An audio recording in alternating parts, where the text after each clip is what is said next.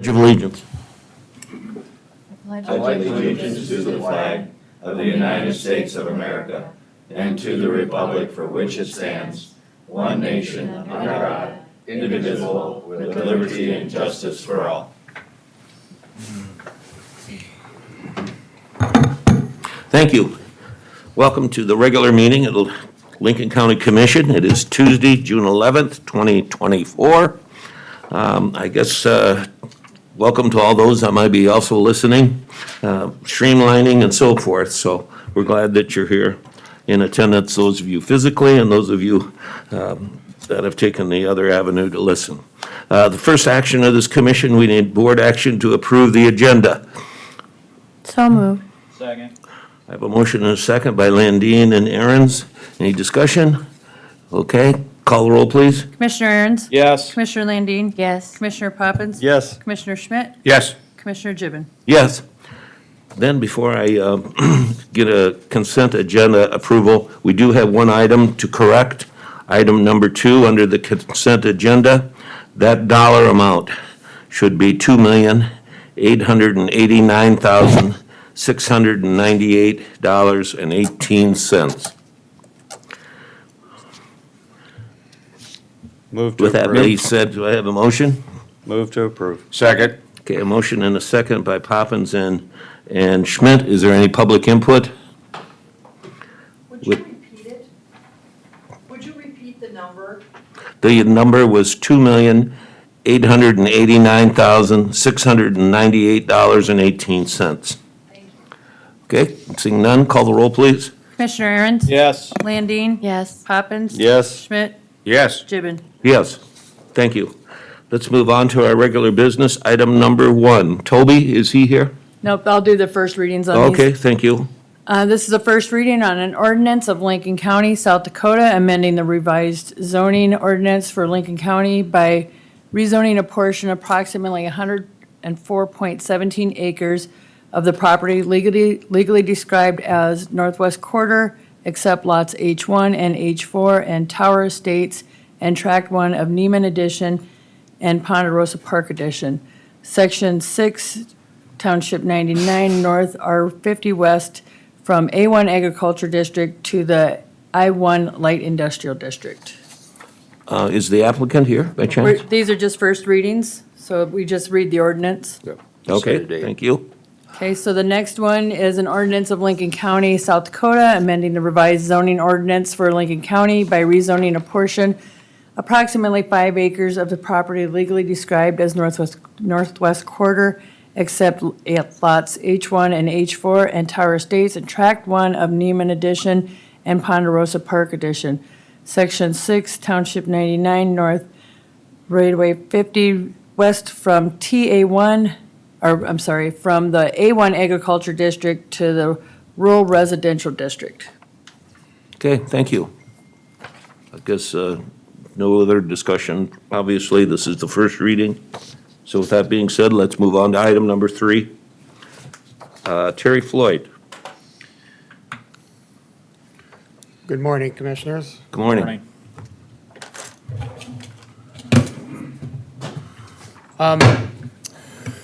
First item I have for you this morning is board action for the approval to request bids for the highway shop additions. Again, we revised plans, and we have a listing of all the value engineering items we can change up in here. And then we have a new cost estimate, and the new cost estimate is $735,000 is what it is. So Say that number again. $735,000.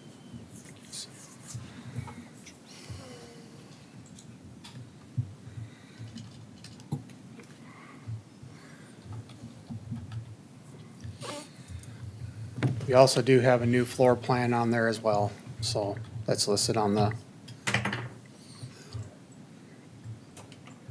Terry, originally we budgeted, what, about $500,000? yeah, I have 425 budgeted, yes. 425. Yep. Like I said before, I have a bridge project that wasn't able to be done this year. That had to be pushed to next year, so I do have that additional funding as well. And that's 400,000 plus on that, so.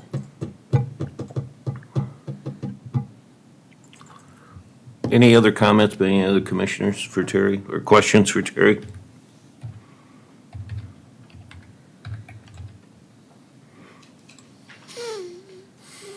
Okay, I guess with that being said, is there any public input on the matter? Please state your name and address. Scott Montgomery, Fairview, South Dakota. I asked you guys vote no on this. We're in the process of, I think, budgeted somewhere around 58 million now for the new courthouse, and I don't know why that couldn't be incorporated in that, or when some of the offices move out of here into that new building, that couldn't be utilized. But I think the taxpayers of Lincoln County are stressed. I mean, I think we need to look at every penny we're spending, and I don't see how this justifies an office space of the amount of almost $800,000. I can't see where the residents of Lincoln County are benefiting on this any way, shape, or form. I ask that you vote no. Thank you. Thank you. Any other comment, public input on the matter?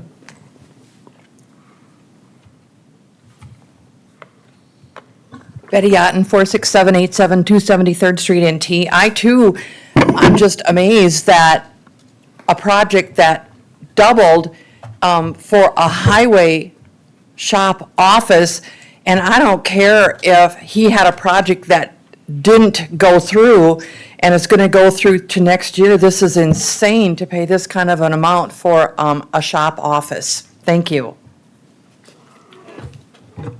Any other public input?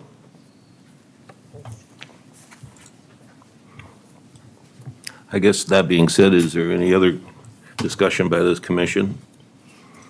Or questions for Mr. Floyd? Terry,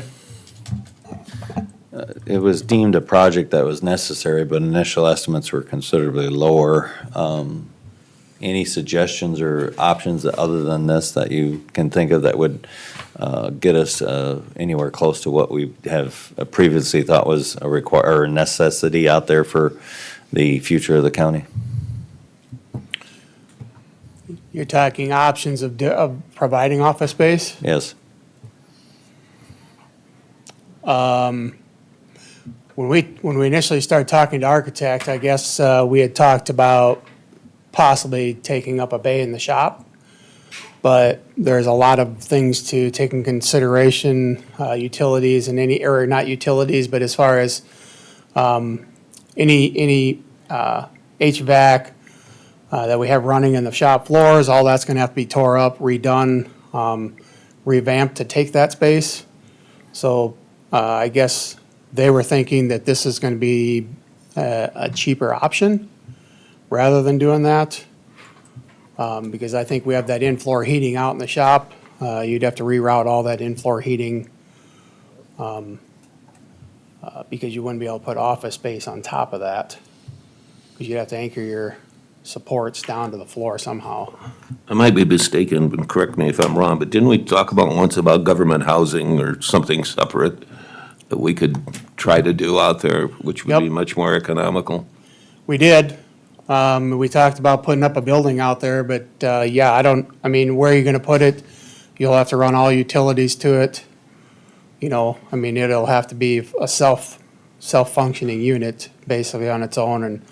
And again, that's another option that we looked at. You know, costs at that time, we were looking probably close to what we were gonna spend on an actual building addition. I just don't feel I can support 735,000. I guess that's just my take on it, but maybe my colleagues feel differently. If not, I think we've had enough discussion. Well, I'll entertain a motion if anybody has one here on the commission.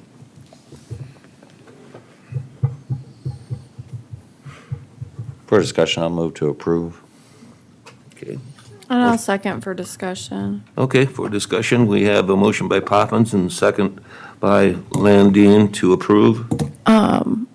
What are the commission's thoughts about what's going to be available when the state's attorney's office moves out? There's gonna be space there, but I know we had talked about public defender's office, and so I'm just wondering what we're planning on using that space for, or if anybody's given any thought to that.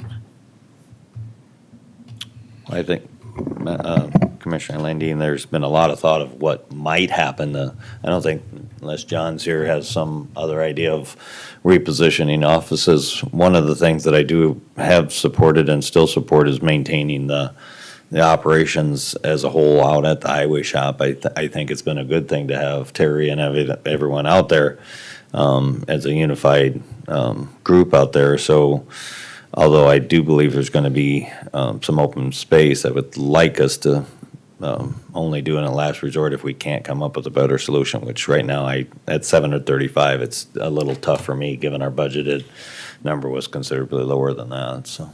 Do we want to put it out for bid and then, I mean, see what we get?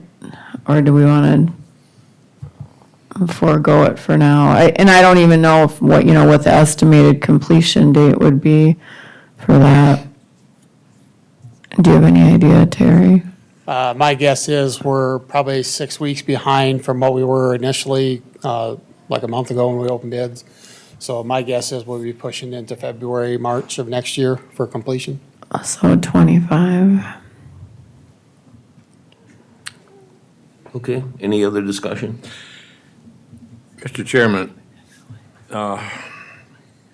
when you have your original at about 450 and you come out with some estimates at 735, we evidently felt, as Commissioner Poppins has said, that having our highway superintendent be part of the program out there has proved to be successful.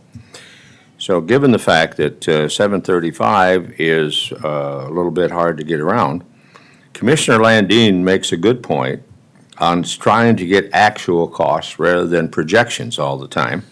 So if we did put an RFP out, if I understand you, Commissioner Landine, we could get bids, we can reject any and all, but we would know for a fact what that exact cost would be. So why not try to get an exact cost rather than dealing with projections? So that would be my thought.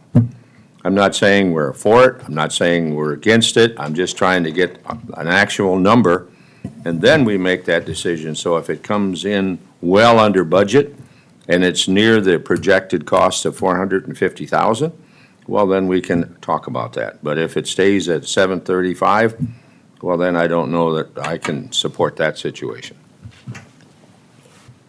Mr. Chairman, Any other chairman? Yes. there's value in proximity to leadership. You know, when you lead people, you need to be with them. And that's what we asked Terry to do, and he did it. He went out there. Ultimately, though, this commission is the one responsible for spending the money. Terry, it's not a negative, I don't fault you at all. You're just doing what this commission asked you to do. And I appreciate you doing that. You're just working with what you got out there, and I appreciate it. But ultimately, it's up to the commission to decide whether to spend the money, not the highway department. And so we as the commissioners need to be responsible for whether we're going to spend this money out there or not. I think the dollar amount is too much for me. And I've said that for several weeks now that we've been discussing this.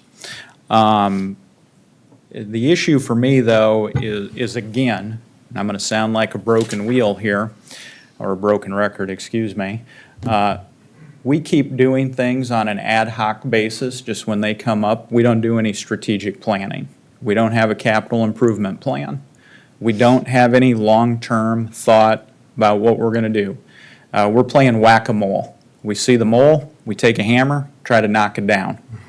I like the idea not only of doing a capital improvement plan, because we've, got buildings and grounds issues, maintenance issues, deferred maintenance in the old courthouse. We've got a laundry list of money just waiting to be spent, but we've got a $700,000 budget deficit every year, and we can't seem to close that gap. And then we got this issue of the 85th Street interchange that we're going to get into today, and how much that's going to take out of the general fund until the TIF covers it. So there is, the dollar signs are everywhere about what we need to do. I think what I would support is a bigger picture, kind of more strategic view of this, is we're going to have a bunch of courtrooms and space over there in the old courthouse, and then we're going to have the state's attorney vacating this as well. I would like somebody to come in like Arc Inc., like we did when we were doing the planning for the new courthouse, to maybe come in and draw up some plans and possibilities for what we're looking at for future space needs. So thank you for everything you've done, Terry, and I appreciate it. Okay, thank you. Any other comments? I guess we do have a motion and a second, so no further discussion. Call for the roll, please. Commissioner Aaron's, No. Commissioner Landine, No. Poppins, No. Schmidt, No. Gibbon. No. Motion failed. Okay, is there any other motions to deal with this, or are we done with it? We're done with it. All right, let's move on then to item number 4. Again, Terry Floyd, that is you. Next item I have for you, IMEG is here. Adam Polly will be presenting the findings on a traffic study we have completed for County Road 105 and County Road 116. We started this study approximately a year and a half ago. So he's going to give us the results of what the findings are on that, so. I get to do the pleasure. Can you help? Please state your, Or Kevin Goff. Either one. please your name and address and, Yeah, where do you need to be? Oh, I don't have Oh, it there you, yet. oh, I you have it a here. power, You don't have the projector anymore either. It's been a while since I've been here. Kevin has. How are you? Been a long time.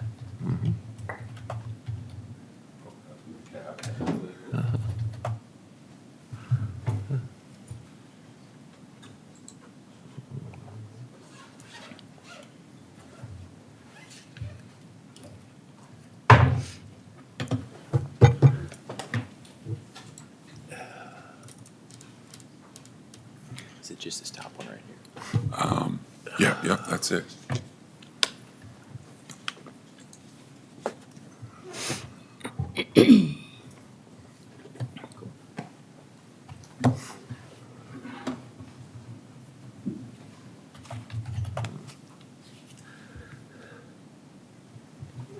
Hello, everybody. For those of you who don't know me, my name is Kevin Goff. I'm with IMEG. We used to be Clark Engineering. Been working for the county for probably 22, 23 years, something like that. Adam Polly is here with me as well, and Brad Lang also participated in putting this study together. Obviously, if you've thumbed through that report, there's a lot of tables and a lot of detail, and I'm going to try to kind of streamline that and give you the highlights. I'm assuming that's what you guys are looking for. We're going to be talking about the intersection of 105 and 116, a couple miles north of Lenox, and 4.5 miles west of the interstate. Before we get into kind of the alternatives analysis, I thought you guys might like to see the traffic counts. We actually did this about 2 years ago, was when the counts were done in May of '23. And they counted about 6,750 vehicles a day.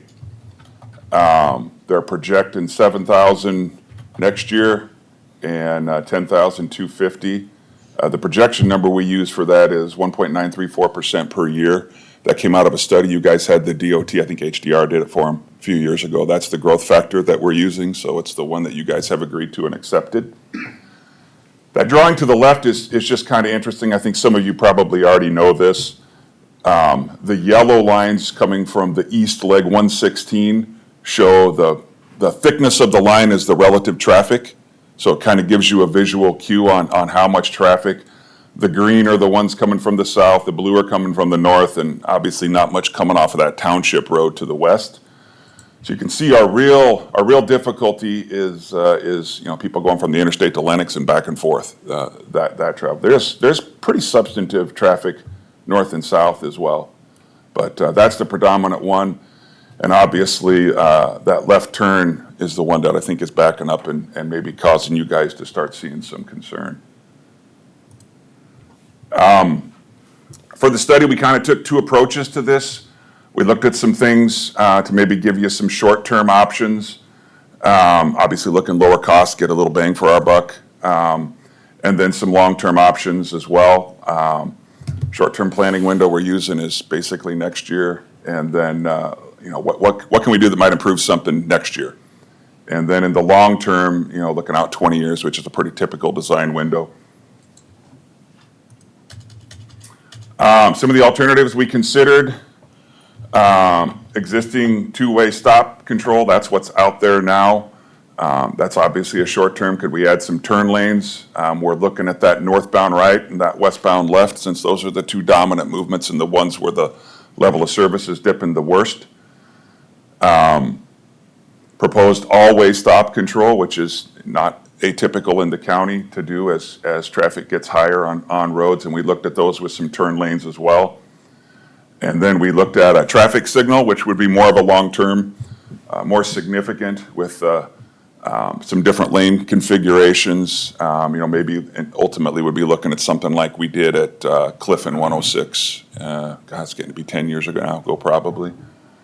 And then we looked at a single lane roundabout with a little bit of an extra lane for northbound to eastbound, because that's such a predominant movement that would be a nice one to just allow to flow free in the morning. I know you guys have probably heard this before, but it's just par for the course for these types of presentations. Level of service, this is straight out of the highway capacity manual. A is good, F is bad, just like grades in high school. A and B are kind of green. I'm going to ignore those for the purposes of this. If I don't tell you what a score of something is, it's an A or a B. So it doesn't really need to be worried about as we go through this. So we're going to be looking at, C's and D's, and certainly trying to stay out of the E's and F's.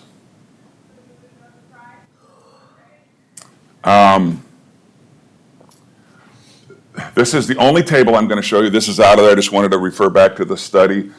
So this is showing the existing roadway in 2023, and you see those green lines where it talks about the 4 different leg approaches.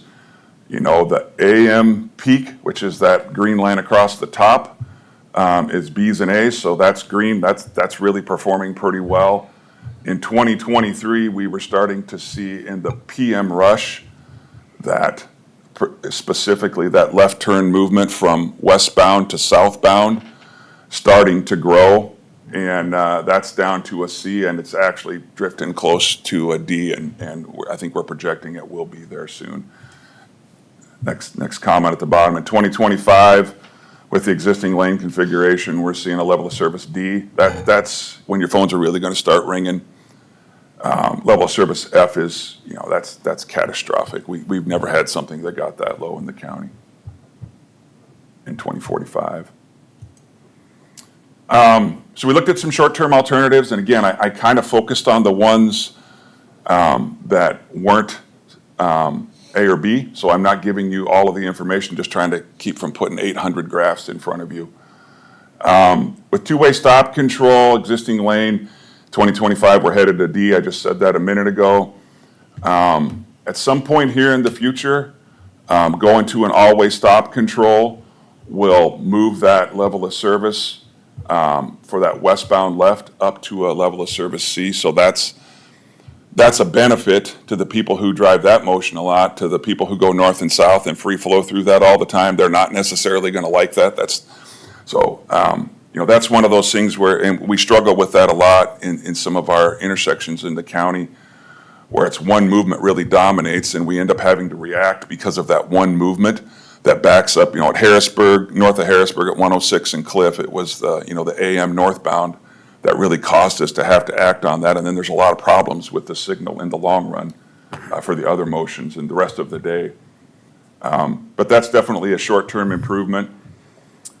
We looked at, maybe adding a turn lane or adjusting some of the lanes out there, and there was really no benefit there. It's just the north to east and west to south traffic movements are overwhelming the small intersection. For long-term alternatives, we took a look at traffic signal with added turn lanes. The trade-off for to get some improvement for the left-bound, or the westbound leg of the intersection, which is the one that's been our difficulty, just really doesn't get there. It doesn't get us there very long. I think that level of service, C-ish, is sort of what like Harrisburg 106 and Cliff is running at the peak hours. That's just on the verge of starting to kind of bother you guys, I'm sure. So I don't know that this would be a lot different. Again, looking at that, by 2045, we're over 10,000 vehicles a day. And so I don't know that. And I'm not a salesman. I don't get a commission from the roundabout committee if I sell roundabouts. But the single lane roundabout, basically the one we modeled is identical to the one we put in at Louise and 106.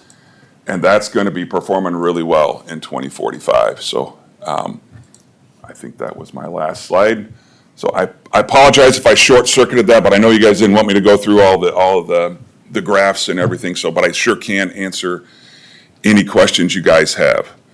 Did you guys pull together what the collision report is for that intersection? Yeah, there were no warrants. There were some accidents, and I can look that up, or I can have Adam look that up for me, and we'll answer that question in a minute. No, sure. He's looking it up. Yeah, there were. There was. So normally you think of like a movement having 5 or more in a year as a warrant that you really you almost have to do something at that point as a safety consideration. There's a couple of movements, conflicts different, whether it's a left with a through or something, that had 2 or 3 movements that had 2. So, it's a high volume intersection, but I don't think there's any more accidents there. That really wasn't a consideration in our study, but we did take a look at it. Okay. So, long story short, what is the next step here? We go to an all-way stop? There's always the engineering side of this is the easy side, and then there's the politics against that stuff and what the community wants, and those are your decisions. So really from an engineering perspective, to me, it looks like at some point here when the pain gets high, we'll have to go to an all-way stop is the thing to do. That's not going to be simple because we're going to need to do advanced lighting and everything, rumble strips and the whole thing, because we don't want somebody, just autopiloting right through a red light and getting smashed. Those right angle accidents at high speed can be really, really damaging to people and vehicles and whatnot. So Based on your numbers though, Kevin, when did, you call it the pain threshold? you guys will know it by when the phone starts ringing, and I think the phone starts ringing when you get to D. Honestly, that's kind of what the experience is, and not just here around the country. There's a reason that C is light green, where you're starting to feel a little bit, and you might get a call. When it goes to that yellow, we're there. And I agree, but here's the thing. When we start getting the phone calls, it's too late. Yeah. That's not, policymakers need to anticipate problems. So what I'm asking you, and I'm not holding you to this, but you're an expert, you're a professional. When, based upon your projections, do we get to needing to install a four-way?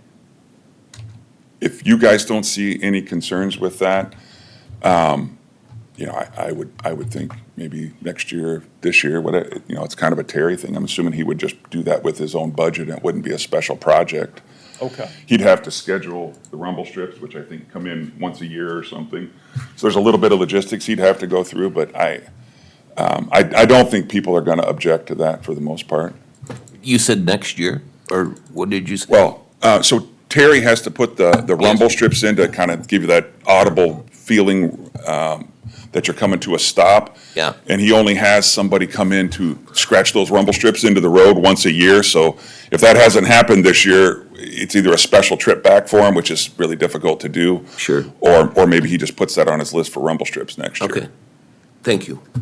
Kevin, given the fact that I take that road at least 5 days a week, sometimes more, your traffic congestion, if you call it that, is 2 times a day, coming out of Lenox, going to work and coming back. We have experimented with many different options in the past, and always stop probably would be the most unpopular thing that you could find, dropping traffic coming down from the north and going from the south. You've got, it's a unique situation. A traffic light may be something, but given the fact that roundabouts work so extremely well, and when people get accustomed to them, they move traffic rather speedily. I don't know what anybody experience is, but I've driven on roundabouts all the time and found out they move traffic and we don't have any complaints. The other part is, I don't know on the part of the public from Lennox if there's been an overwhelming amount of complaints that have come forward. Maybe your other commissioners have gotten phone calls on that. I certainly haven't. So I think, I understand what you're saying on the projection side, but I think stops on that may sound safe.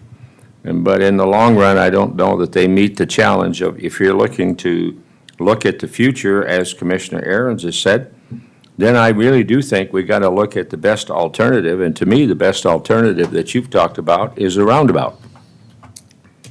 Yeah, I do agree, Jim, and I tried to say that, and if I didn't say that well, I'll do that a little bit graphically here. If you look at the vertical up and down, the green and the blue lines, that's the through traffic in a peak hour, and that's just as many cars as that left turn, peach or gold band coming around. So to improve those people, we hurt just as many people by making them stop when they don't have to. That's the horrible thing about roundabouts. So you're not wrong. It really, and I'll try to say this again better, it really is that always stop might be the bridge when it just gets so bad that it's just backed up, a half a mile or something at 5 o'clock, and we just have to do something as a stopgap measure, short term, until we do maybe the roundabout in the long term. Yeah, if you put an always stop coming out of Lennox in the morning, and you have to go that's very cumbersome, very slow, all stop, you're going to have traffic backed up. I don't know if Harold was here, he'd tell you the very same thing. So the idea is to move it as quickly and as safely as you can, and roundabout, to me, answers that question, so. Good to see you, Kevin. People are smart. If they get backed up, there's alternatives. We face that in T and Harrisburg all the time. If the backup length of period of time is too long there, it doesn't take that much longer to go to the next exit, make a right, and come back into town.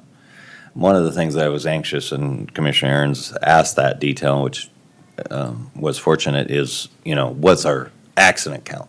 Is it a dangerous intersection currently? And based on what you told us today, it's not terribly dangerous. It's got some backup issues probably in the afternoon when people are trying to come home. I don't know if we have data on exactly how long anybody's sitting there at the worst case scenario by chance. It's in there, I think, when you get to that level D, wait in the peak PM west, I think is 4.5 minutes. I'm going from memory in there. If you get into those tables and you find the right one, it lists the average delay in seconds. So, and that was one day. We picked a day and measured it, right? I mean, every day there's weeks, days that are worse than a week and not. We did it, I think, on a Tuesday. And I think if our budget was unlimited and we could solve all issues, absolutely, I believe the roundabout's absolutely the right thing to do in that intersection. But in the planning aspect that Commissioner Aaron's led to is, we've got a lot of roads, as you well know, that need attention, intersections that need attention, safety, accidents, which would be a higher priority if I was making the decision on trying to make improvements. But again, people are smart. I saw that in T and the 106 trying to get out the interstate. The traffic onto the South Road there has gone up substantially. Now that's gone down once they did find the resources to make the improvements there. But it's changed, but people are smart. As long as it's not dangerous, I think the intersection is functioning properly. And I would cringe at the phone calls that would come if that became a four-way stop. I agree with that, but I mean, I know people are smart and they're gonna go around, but I don't necessarily think the right thing to do is to push people toward the township roads. I mean, look at Southeastern. I'm not talking township roads. I would talk to Highway 44, the Worthing come around. You'd make those 2 extra miles or 3 extra miles pretty quickly, and just for the peace of mind of not sitting in a traffic jam, they could do that. And if we wanted to, we could do a informational sign or something for people. If you don't like the backup here, consider taking this alternative route, something like that, I think would be a better expenditure of time and resources. I would assume you're already picking up people who are further east on 116 or going south on 111 and dropping down a couple miles and then coming in at the auto auction there, or not the auto auction, the car dealer there in Casey's. I have Right spoken there. to some of the EMT people by Lennox, and, most of them have said if there's a call north of Lennox, they automatically think that's probably the intersection that something's where it's gonna be at. Or if it's south of Lennox, it's right there by Highway 44 and 17, or by Highway 18 and 17. And I know it's not called Highway 17 anymore, but those are 3 areas that we're all gonna have to address someday, because that seems to be where most of the accidents seem to take place. So, anyway. I apologize, I didn't get back to the accident report. From 2018 to 2022, which was the data we had when we did the study, there were 13 total crashes. The peak year was 2020, had 4. 8 of those were property damage only, and that usually means that it's, somebody bumped into the back end of somebody while they were queued up or something like that. You're not, there haven't been any that were, and looks like 6 of those had to do with bad weather conditions as well. So not terrible, but kind of in line with what you might expect with an intersection with that traffic flow. Well, the But good ags, go ahead. But good information. I think we see this information or issues on a lot of intersections, and 4-way stops are, I think, as you said, a short-term solution. When you feel the pain, you're going to want to do that, not at my direction, and I'm not telling you that. When you're feeling the pain and you just need to shift some of that, and you have to address it, and you're not ready to do the roundabout at that point, it's not the ideal. Short-term, I didn't mean to at all suggest that was an ideal solution. Sure, but it's good information, because it can apply to many of our intersections, so.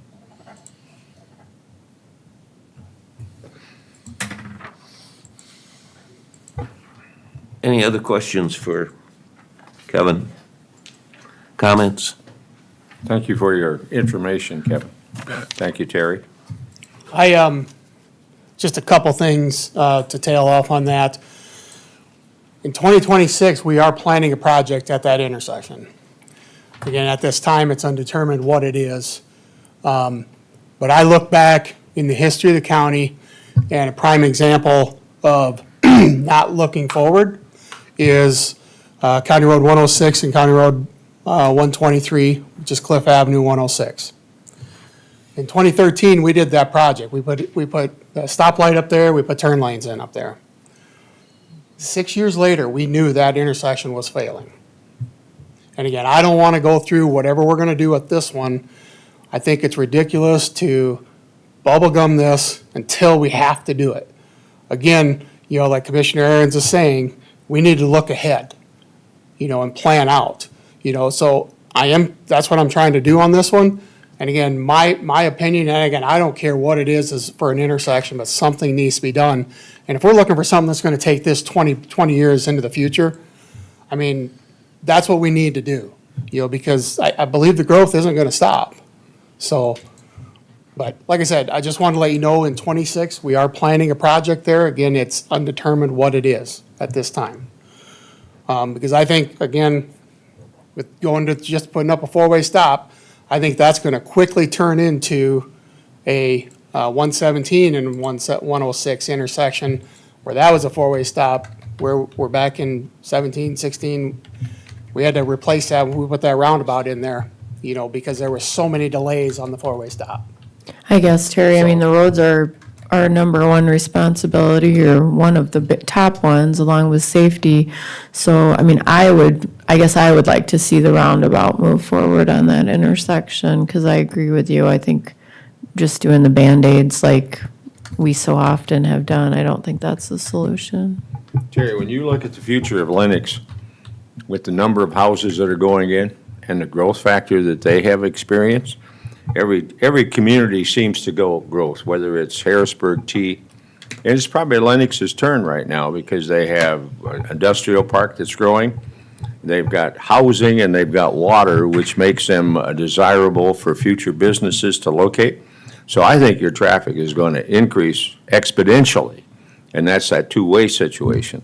So I agree with Commissioner Landine. When you look at the future, when you look at something and how well that roundabout has worked on one roundabout we have and the other roundabout in Sioux Falls, I mean, and you travel that every day, you become so comfortable and familiar with that, how many thank yous have we received from individuals that were opposed to it at the beginning, but now have found out that it works and it moves traffic. So I agree, if you're going to look at the future, you're going to have to look at some expenditures. And to me, I wouldn't do anything until you got, till 26, and if that's our option, that's what we need to spend. But any other thing, I can't vote for, because I know it's not going to work.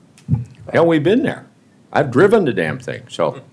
I just hope, Terry, you're able to find resources to address all the issues, because there are many and many and many, and they're growing. We are working projects around, shifting projects around, so we would be able to fit this in our budget. As long as the funding doesn't significantly change from basically where we If you are. had a guess today, which you have to, because we haven't done the study, what would a roundabout cost in that location? Probably 1.5 to 2 million. So if you're gonna do a signalized intersection, you're probably looking, 1 to 1.5. But again, if you look at the study, the future of that signalized intersection fails in 20 years. So you need to do something different at that point. Yeah, I So think why that, spend that money up front? You understand? So. yeah, I think the board Yep. is, with the interchange, the previous highway superintendent didn't necessarily support a roundabout, and that has worked extremely well. Right now, your boards agree that I think they're functioning well, and especially for the money that they cost. Again, what I get concerned about is there's many, many interchanges that need to be addressed, and this one right now, on a safety side, doesn't look like it's a high priority. Again, future being the future, we all wish we had the opportunity to do the right thing ahead of time. Look at your highway shop right now, what it potentially would cost just to add a few offices and stuff. If that had been done ahead of time, it wouldn't probably been a fraction of that. But that being county budgets, they're X. It's not 2X just because you wave a wand at it. So when it comes to time to trying to pencil in, everything needs to be considered, so. I just want to throw out, several years ago, we did try to do a couple intersections up north, but funding for those got shot down. Yep. So, but like I said, and again, you're correct, there are other intersections up there. But at this point, some of those intersections, if we can live through them, then it's possible another municipality may come down and take them and do them before we will, but we may. So still that's have- the planning, is let the municipality take it over. Well, I'm not saying that. I'm not saying Well, that. that's what Commissioner you Poppett. just said. No, I'm just saying they will possibly come down again. Again, let me finish. We'll probably have to cost share on this. When they do this, we'll probably have to cost share because they won't be taking the crossroad on 106. So there will be funding spent on these projects. It's just, we're gonna throw money towards it and then they're gonna build it to whatever they want it to be. From the ag sector point of view, how difficult are the roundabouts with a semi full of corn headed to the ethanol plant? I don't, if you're asking me. I'm asking Commissioner, anybody who's so- driven it that might And I know be we on have large, commission or otherwise. we have large semis that pull through, doubles through the current roundabout we have on 117 and 106 up there, and they don't seem to have an issue. Okay. We built that big enough for for that to happen. The, Speak to that. So- if I can, Terry, on the interchange at 117, the only thing I've actually heard from people that are taking it when they make the right turn to the east, we must have gravel on the side of the edge there and it's widening out or whatever, broken windshields coming from vehicles for whatever reason coming around that interchange. We do have an issue with that up there, because you get trucks loaded, landscape places, and then they lose material as they're going around that corner. So we're up there quite often sweeping it off, so, which is unfortunate. Speaking to I'm going to say the diameter, thinking about ag traffic, that was a big thing that Steve Williams, because he was concerned about truck movements, was that one at Louise and 106 is oversized by what the design standards will tell us.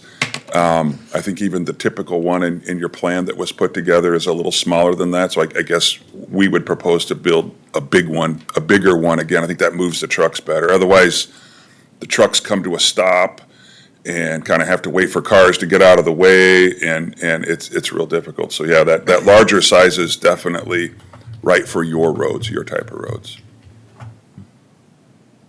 Thank you. Any other comments, Terry, or anyone else on the commission?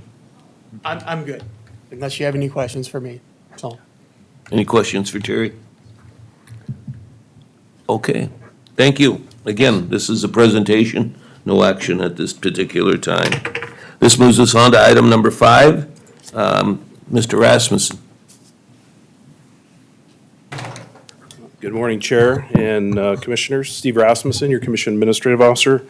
So just a little history lesson before I start this item. Back in December of 2014, the county signed an MOU with State Department of Transportation with regard to constructing an interchange at 85th Street in I-29. This is a group effort not only with the state, but with the cities of Sioux Falls and T, as well as local developers. And the operative language in the MOU that was signed, it says in part that the county's financial participation in the interstate interchange project is contingent upon it securing appropriate financing that is in accordance with the requirements of SDCL Chapter 721, County Budgets and Appropriations, in addition to any other applicable statutory requirements. County agrees to diligently and in good faith endeavor to procure such financing through the State Infrastructure Bank, SIB, and/or other infrastructure funding mechanism as the county deems necessary and prudent.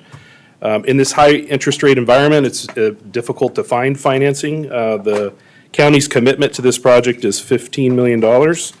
The current total per STDOT in my conversations with them yesterday is $66,409,000. Of that, about $12 million has already been spent on the project towards engineering, design, environmental reports. So at this point, it's just $54 million in construction costs. The county's participation in this project, if they move forward with it, is capped at $15 million.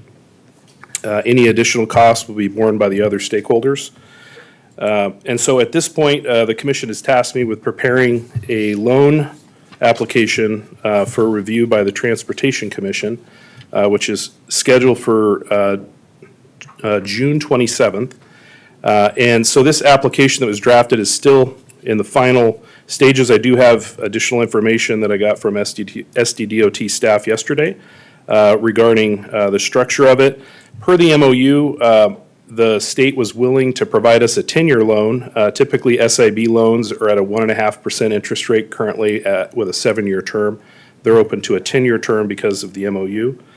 And so what I'm looking for is direction from the commission with regard to approving submission of this application. And within the document, it will be contingent upon the county approving tax increment financing for the area affected by the development, and that will be heard and presented by the Planning and Zoning Director for this board on July 9th. So what we're looking for here is just an application will be submitted to determine what the Transportation Commission will give us as far as terms, and then with that, we can compare whether the TIF revenue will be sufficient to cover and pay off this loan within that 10-year period.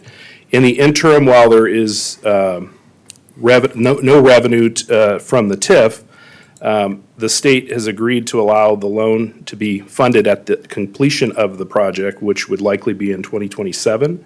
And then they have since been holding our block grant funding, let's see,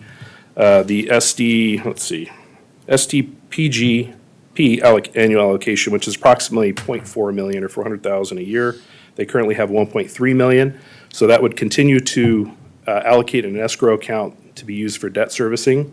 And that will buy us additional time until the TIF revenue comes in. So that would be basically the structure of the loan and how it would be repaid.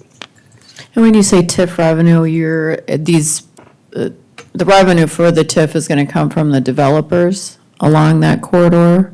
Yeah, there's an identified map which will be presented to you, which will be impacted by the addition of this interchange and this off-ramp, basically on and off-ramp there, that would provide, that property would then be able to be developed, which would generate additional revenue. And so that area that is going to be affected or impacted in a positive way as far as change in zoning would be the properties that will be linked to the TIF. So how would the TIF, I mean, and if you don't know the answer, that's fine, but how would that affect our mill levy, if at all?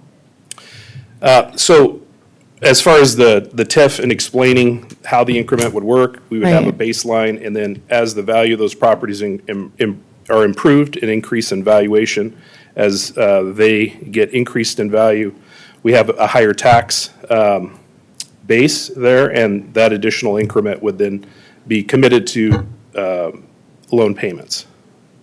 So yes, the properties affected are the ones that would be paying for this, separate from our mill rate. Thank you. Any other questions for? Yes, Mr. Chair. Steve, thank you for sending the information yesterday. Appreciate it. Had a chance to look at it. So we're getting a 10-year term. It would start upon project completion, which is estimated 2027. Got it. That satisfies one of my concerns. My next question is, what is the annual payment? So if the Transportation Commission grants us a 10-year note at 1.5% annualized with an annual compounding rate, 1.5% of what again? Interest. 1.5% interest for a 10-year note of 15 million compounded annually, the annual payment is $1,626,512.67. So we're looking at about 1.6 million per year. Has any analysis been done to determine how much revenue the TIF will generate? Yes, our outside counsel, Mayor Henry, is preparing projections, and we should be having those this week. That's the delay in the TIF presentation for the commission. Once we have those projections, we know what the actual loan terms will be from the Transportation Commission, then we'll be able to provide those projections for the commission on July 9th. What if the loan projections fall short of the 1.6 million? Where do we get the money from then to pay for that? Are you talking about the TIF projections?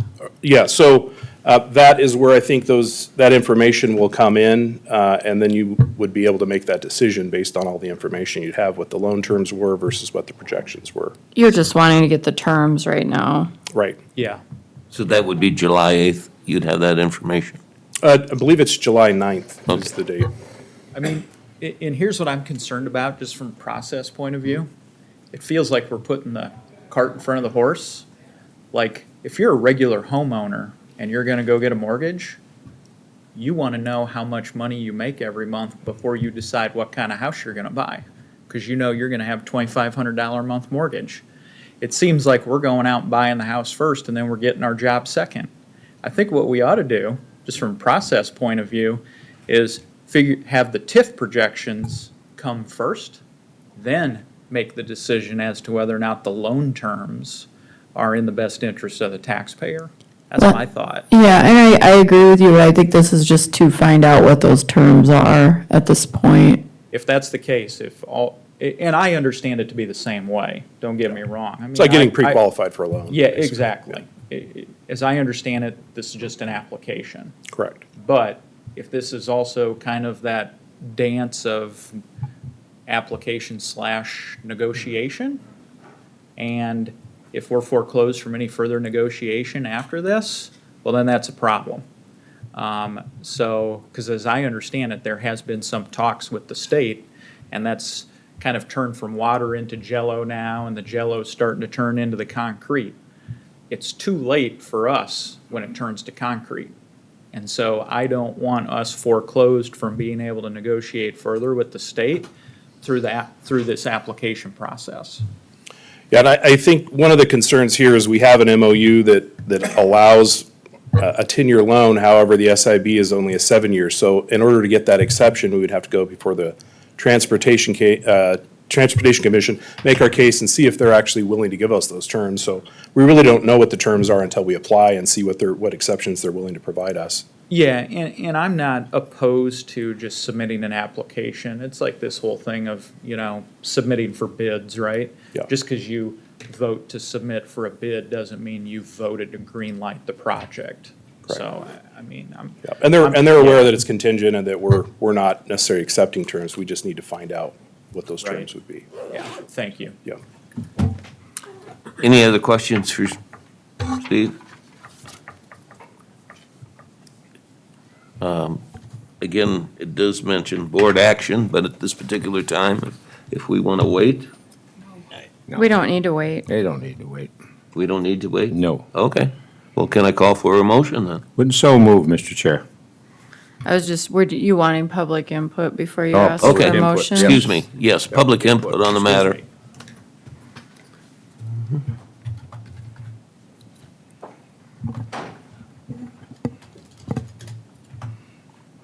Please state your name and address. Scott Montgomery Fairview.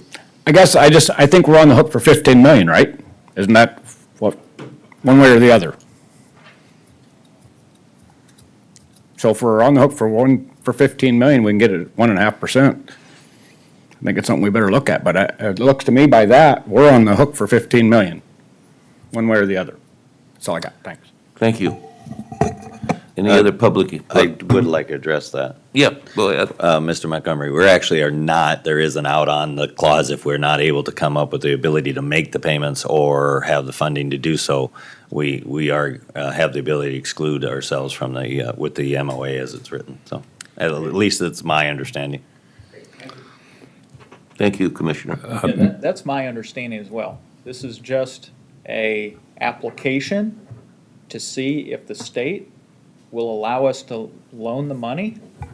This is not Lincoln County encumbering, this is not the commission encumbering the county to a $15 million loan. We're just doing the application right now, right? Correct. Okay. Mr. Chair, Yes. I fully understand everybody's concerns. I fully understand, Scott, you're pretty perceptive. But I don't want you to lose fact that this is probably one of the major projects that will have long-term effects, which will affect our base for economic development for this county for years and years and decades to come. It not only affects this county, it affects the school districts of Harrisburg and T. It affects the two communities of T. So to participate in this thing, I mean, we can get as much into minutia as you want. But this is a major project that will have profound effects. And I'm not saying we should short-circuit this. But on the other hand, let's not lose the image of which we're projecting for our future. And I am rather proud of the fact that Lincoln County is one of the few counties that is willing to step up and invest in our future so that we look at our tax base. We're not trying to, when people say their taxes are too high, of course they're too high. There isn't anybody that disagrees with that. So what are you going to do to try to keep your taxes as low as possible? You need to have economic development. And this is major economic development. And it will be and worked out, and I'm confident from talking to the developers up there that this thing will have waiting for this to happen, waiting for the project to complete so that all of these things can get done. And if you look at the area, if you look at what Baker Crossing has done, not Baker Crossing, but the Baker land under Dan Lemmy, which is now full. You have the hospital, specialty hospital, and you have so many other projects, I think, that are underway. So that's one of the things I think we have to keep our eye on, is how we handle this. And this is a process to go through, is the application process. So, yeah. Thank you, Commissioner. Commissioner Schmidt, you put a lot of time and effort into this. I appreciate it. It's essentially your baby, and you want to see it grow up and be healthy and live a productive life. Don't kill the baby with the bathwater, okay? But I will say this, just to tamp down on some of the rational or irrational exuberance. This project is happening regardless of whether Lincoln County participates or not. That's number one. So just so people know, this project is getting done even if we do not participate. Because you know what? City of Sioux, I see somebody shaking their head. It's not true. City of Sioux Falls and the state is going to cover it. This project is not dead if we don't participate. That's number one. Number two, and if you're going to be intellectually honest about this, guess what?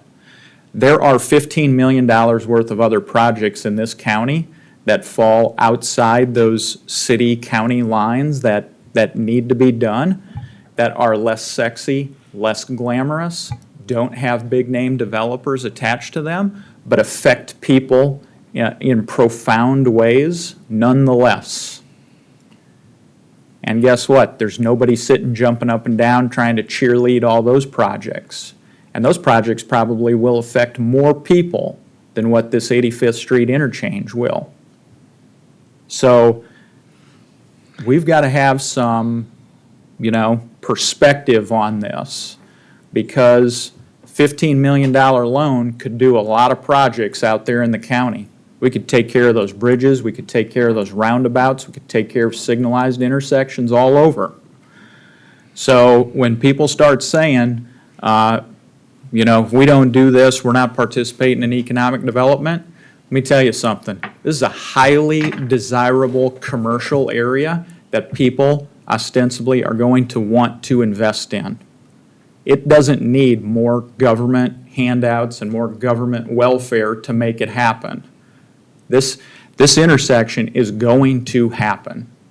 So I am not going to tolerate anybody sitting here stating, oh, Lincoln County, if you don't participate, this won't happen. That's just nonsense. Now, do we want to participate in economic development? Do we want to diversify the tax base? Absolutely. But I want an intellectually honest conversation about it. And what I also want to hear, be very interested in hearing in the future is, will the TIF money cover our annual required payment? Because if it doesn't, I'm a no vote. Commissioner Aaron, can I if ask may. a question? Commissioner Poppins was first. Points have been very well made here today, and I think we're all being very conscious about what the future of Lincoln County. And Commissioner Schmidt, you and I had the pleasure of sitting here 10 years ago discussing this concept, which was new to everybody. Yep. And, you're because of delays, COVID, this, that, and the other thing, we're still trying to get this thing hammered out. I 100% support that be an interchange, absolutely. Do I agree with Commissioner Aaron's? Do I think that this possibly would happen even if the county didn't participate in it? I do believe at this point it will. Same token, we have a memorandum of understanding that showed the participation willingness of the county back in 2014 under the caveat of if we can figure out how to get it financed. I try to look at this as if the county wasn't in place, would we allow a TIF? If the developer or somebody wanted to impose a TIF in that area to make this happen, and I would. So the uniqueness is it's the county actually that's applying for this TIF to make this happen. So if the dots connect and it happens to be that the residents and taxpayers of Lincoln County are the ones that are the one applying for the TIF and getting it paid for, it's just changing the name on the applicant. Because if it was a developer or something, I would support because of that, the significant economic impact that this is going to have to not just the T and Harrisburg and Sioux Falls communities, but all of Lincoln County. So I think that we're at a point, we're just trying to find out what the terms are. I would like us to move forward with that. The caveat is there is a little detail, as Commissioner Aaron's, we're gonna make sure we know how we're gonna pay for it, that it doesn't negatively impact the rest of the county for years to come, but points are well made. Thank you. Commissioner Schmidt? Well, I just wanted to say, Commissioner Aaron's, have you heard from the mayor of the city of Sioux Falls, or that there would be the 15 million, that this project would move forward? Have you talked to people on that, and they've said that they would do that? I haven't heard that from anybody yet. Are you saying that you have heard them state unequivocally that this is a no-go if we don't participate? No, I'm not saying that at all. I'm just saying you spoke with confidence that this would go forward. And there's a lot of things riding on this. Senator Thune has a $30 million grant in on this one. So I don't know. I know there's considerable interest on this, but I've never heard from either party that they would cover the 15 million. And I've been involved in those discussions at least since I became a commissioner. In those discussions, I have never heard anybody say that this project's going to take place regardless. And I guess I take exception to, and maybe I'm not understanding that we're asking for some kind of, or we're giving some kind of government handout. These things are going to be paid for ultimately by the developers that develop along that corridor. So there's no handout here. All I see is benefit to the tax base of Lincoln County. So I'm going to be supporting this. And with that, if there's no other public comment, Mr. Chair, I think Commissioner Schmidt probably has a motion he'd like to make. I move to move ahead with the application process for this $15 million loan. And I'll second. Okay, we have a motion and a second. Motion by Commissioner Schmidt and a second by Commissioner Landine. Is there any discussion amongst the commission yet? If not, call the roll, please. Commissioner Aaron's? Yes. Commissioner Landine? Yes. Commissioner Schmidt? Yes. Commissioner Poppins? Yes. Commissioner Gibbon? Yes. Motion carried. Okay, next, item number 6, fiscal year 2025 budget presentation by Steve Rasmussen. Commissioner Schmidt, I'm going to transfer the chair over to you. I need to step out for a few minutes. Okay. Unless the whole commission wants to take a 5-minute break. I'm fine with taking a break. I do have a meeting on with the city for the utilities for the new courthouse at 10, so I'll be leaving then. Let's just take a break. To go attend that meeting. Okay, we'll take a 5-minute break. We'll reconvene at 9:42. Okay, thank you. So with that, we'll go ahead and with item number 5, number 6, Steve Rasmussen on the budget. Okay, I'll try to make this quick. First off, this is new to the commission office. I want to first off thank the auditor for her assistance in handling this transition. It's still a bumpy road. We're working things out, but I want to publicly thank her for her help, especially in lending me her PowerPoint for this presentation, as well as all the assistance with Encode and putting together the budget. So on this first slide, this was changed from last year, so now with the commission office involved, we're coordinating, obviously, and it's a cooperative effort between the Board of County Commissioners, Commission Office, the county auditor, and other elected officials and the department heads. So our role as the commission office is to distribute the budget worksheets that were prepared by the auditor, and then review those worksheets for completeness and accuracy before submitting them to the auditor so we can start this initial budget process. The timeline, so everything was submitted by May 10th. We did have a presentation scheduled for June 6th, but with quorum issues, that's why we're here today. We have a statutory timeline of July 5th for any opt-out if the commission chooses to pursue that. The adoption of the provisional budget will be July 23rd, and the public hearing is on September 3rd with a final date for adoption on September 24th. Our current budget is at $29,850,028. Prior years is listed here at $27,459,832. And our 2023 budget, which we closed out, was $26,042,643. Most of the increase, again, has been related to our personnel costs with inflation and staying current with market. We are going to have a brief presentation by our HR director for our personnel costs, some good news with regard to our health insurance costs that the commission wisely locked in for a number of years.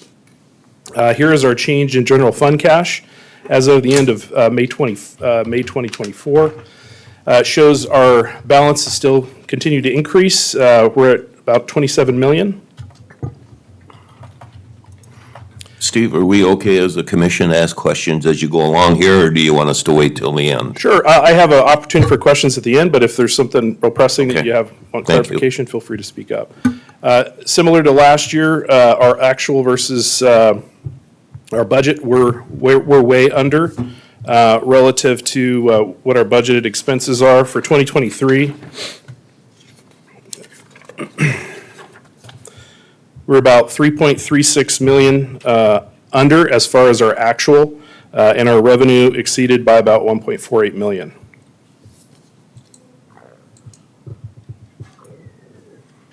General fund revenue, as you can see, we had a brief pop there in 2022 for the ARPA funds, but again, it has been otherwise steadily increasing.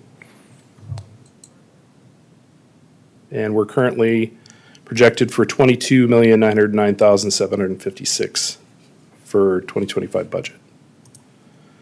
Property taxes projected at $17,949,651.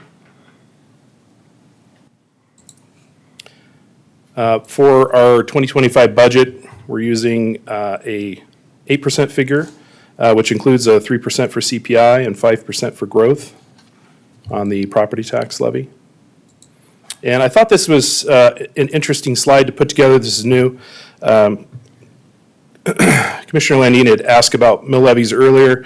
This is just a sampling. We reached out to both Minnehaha and Pennington as the other two metropolitan counties just to see where they're at as far as their mill levy rates and how we compare.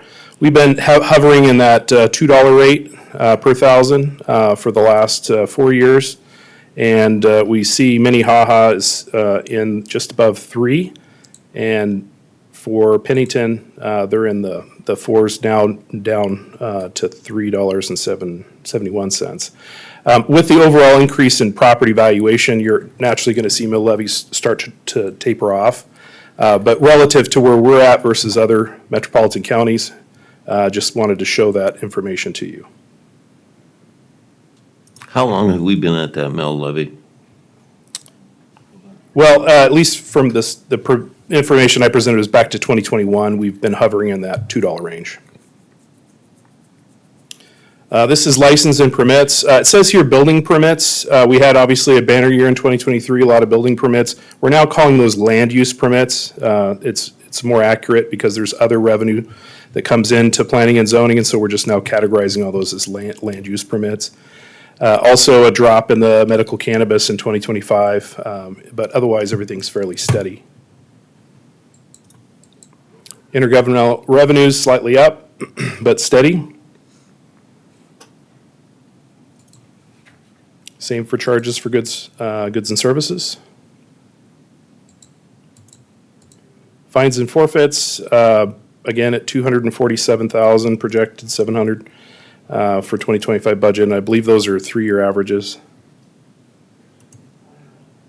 Miscellaneous revenue, again, that big pop in 2023 is related to, obviously with higher inflation, we also have much higher interest rates for short-term bonds, and so the county has benefited from our general fund being able to generate more revenue with interest income. I imagine with 2024, when we close that out, we'll see also increases in our interest income, assuming that inflation rates for short-term bonds continue to stay high and elevated. Again, this is our general fund expenditures overall. We're seeing, again, increase mostly related to our employee costs. And this is our preliminary means of finance. Showing the cash balance applied projected is $8,445,990. Any questions? Steve, would you go back to that? Yeah, sure. Let's see.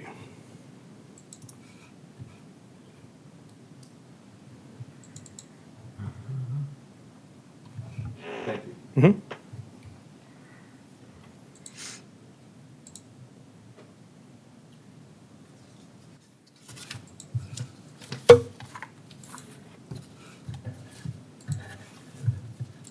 Any questions for Steve by this commission?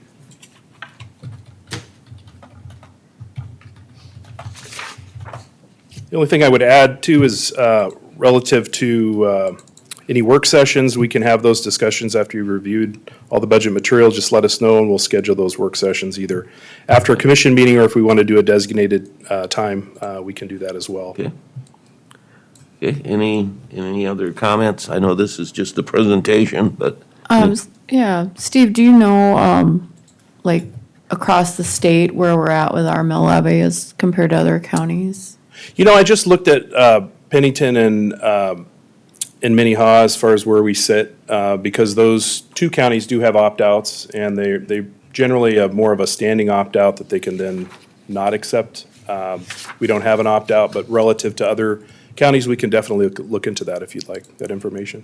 Well, I think we're about the third lowest the last time I looked. I just wonder if you had any update on that? Nope, just a comparison with the other metropolitan counties is what I looked at, so. Thank you. Commissioner Landine, I think you're correct, that Lincoln County has always been in the lower 0.5, but your number at 3 is the last one I've heard. Our third lowest mill levy in the state of South Dakota. So. Okay, any other comments? All right, seeing none.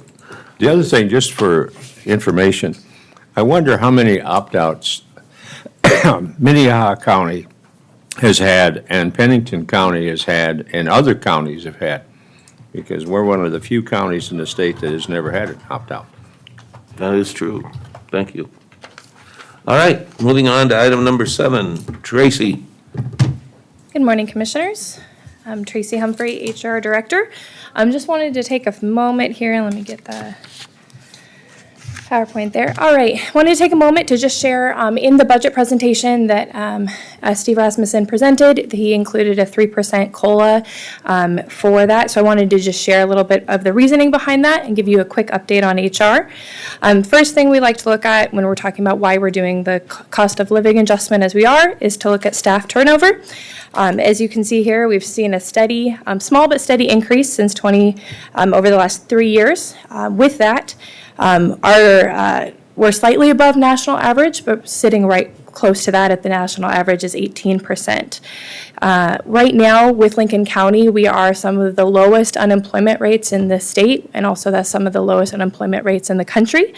Along with that, we've seen an uptick of the amount of jobs that are available to people. So if you're an employee, this is the time to be able to find the kind of work that you want.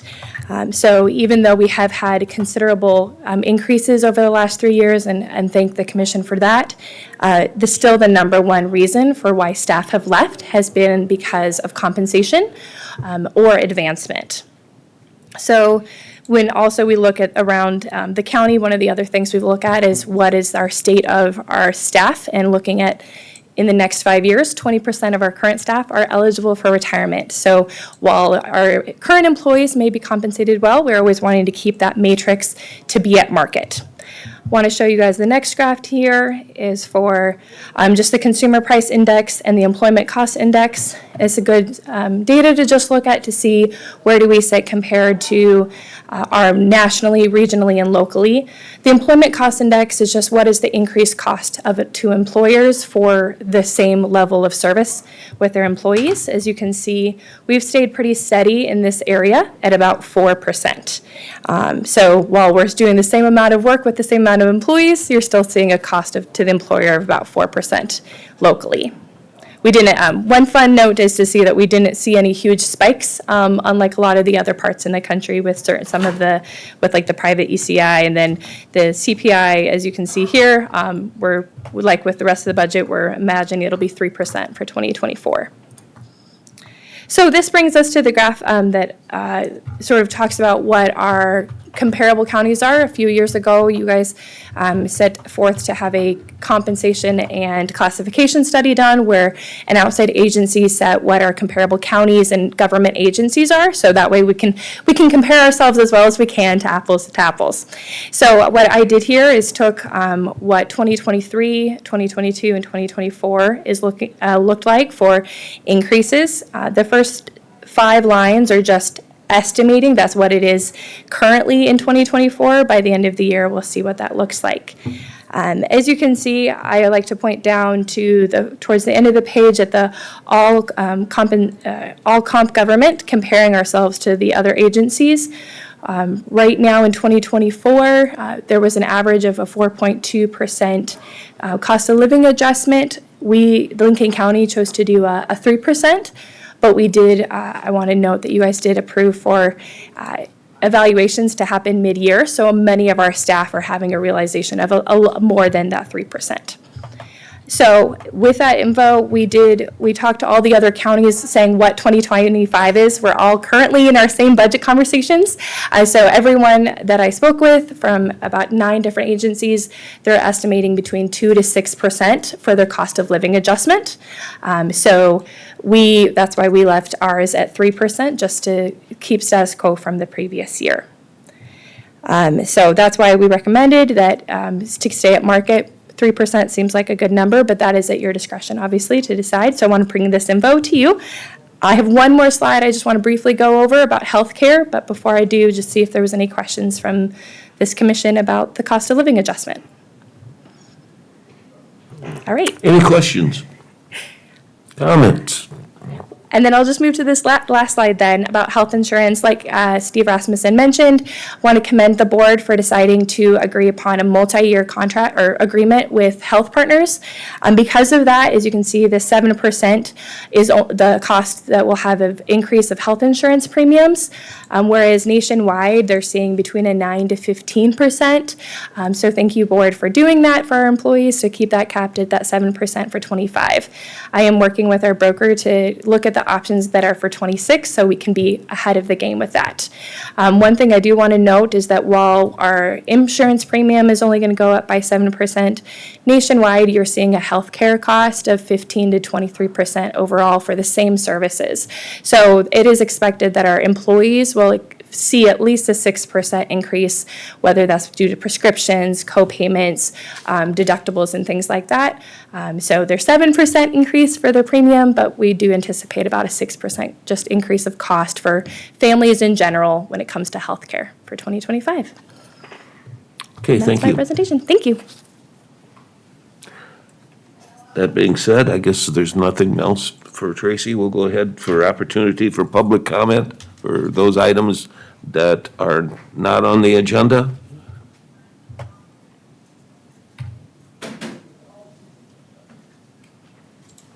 Seeing none, I guess, any commissioners have any reports? Mr. Chair? Yes. I just wanted to give a comment on the National Association of Counties have been working on the Farm Bill that affects, all of us. And they've got some interesting things that the county were able to put into the current Farm Bill. And one of those is, if I didn't screw this up, they have more money for rural development to be put into counties or small rural counties for economic growth and economic development for their own future, which is a big breakthrough because that has been one of the primary bulwarks of keeping rural communities from succumbing to, lack of growth and things like that. They've also secured additional funding for counties and roads and bridges to be able to participate in, so that was a good thing. And also, they have some monies available for counties to do more strategic planning in their own future. So this has all been part of a farm bill that looks to try to keep not only people on the land, but also help rural communities. And the other one is to have funds available for beginning farmers. They have some very low to no interest loans on those. But those are just some of the things that your National Association of County work on. And they do, I think if you put down the amount of time and energy that NACO puts into rural versus urban, rural far outseeds what the urban has. So anyway, just for your own information. Thank you. Any other commissioners have any comments? Well, let's see, do we have executive session? Yes. No? I see a yes and a no.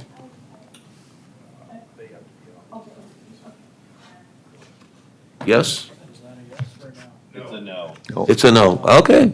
No executive session, so with that being do I have a motion? To adjourn. Yes, I have a motion by Poppins and a second by Aaron's. Call the roll, please.